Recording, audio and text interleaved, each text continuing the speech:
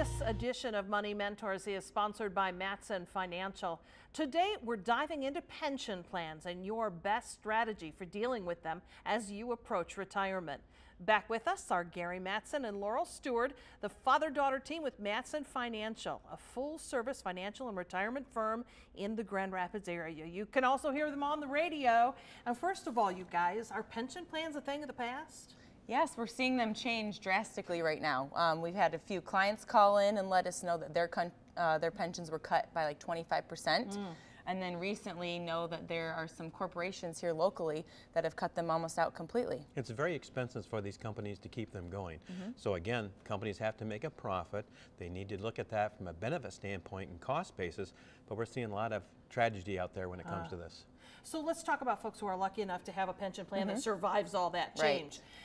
Is it advised to take that pension in a lump sum or to go with the monthly payments? Well, that's really about math. It kind of sounds weird, but it does. You know, most people, our advisors, are going to tell you, take that lump sum and let us invest in it and we're going to do better, but that's not guaranteed. So we look at it from a standpoint of, is your guaranteed income coming this way the best way to do it, or should we put it in an investment that's guaranteed? And then do you want to pass this on to your children and grandchildren? Most people say you can't do that with a pension, but you can. It's called retirement optimization plan, and we can actually set that up so you can pass it on to your children and grandchildren. I'm sure that in your work you've seen plenty of people make mistakes with their pension plans. Let us learn from them. Would you please give us some examples of some mistakes that folks have made? Yeah. Well, the most common is that diversification. They're relying upon two sources of income, Social Security and of course the pension. That doesn't allow for inflation or different changes in life, and that's the biggest one. The other one could be taxes, as well as some other planning issues that they haven't thought about of long-term care and those issues. We've actually wrote a book, an ebook on the 5 biggest mistakes when taking their pension. So we do have that as a resource as well. Does a pension do enough for a person for post-retirement income? Even it may be combined with Social Security, right? Is that enough to do you? Well, the thing about Social Security is it was never meant to be a primary income source.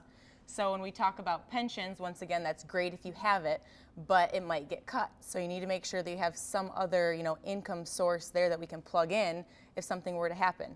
That plan needs to be flexible. And of course, inflation, taking into account for that, you're stuck in this set amount of money.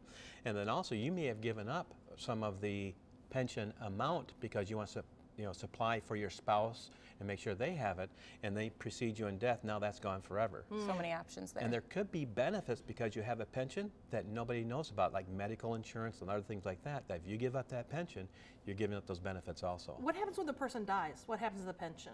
Well, there are different ways to do it. Some people take it 100% for themselves, and then there are also options to say, upon my passing, my spouse would get 25%. Okay, and there are pension buyouts. I don't know quite what that is and if they are a smart thing to do.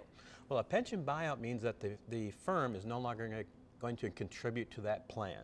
And so they're saying you can take your money now and we're going to give it to you and you do what you want to with it, or you can wait till your full retirement age, whatever the plan states it is, and you can have that monthly income, but they're not going to grow it anymore.